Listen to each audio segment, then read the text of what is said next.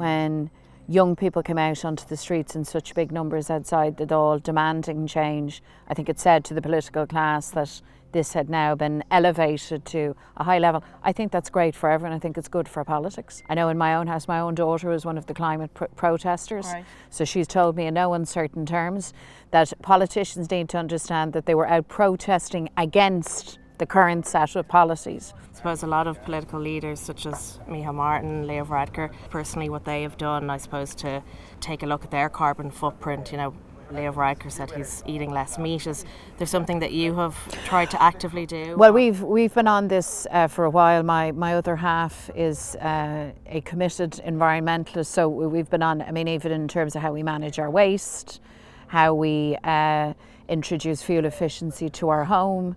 All of those things are things that we have done, not just now, but it's how we've approached things. And all of that's very good. And I think it's important that you put that question to people like me, but we shouldn't miss the bigger picture, which is if we are serious about the climate emergency, then it's actually the big structural pieces that are going to make the big difference. And that's not to let any of us off the hook, because we are all responsible for this planet.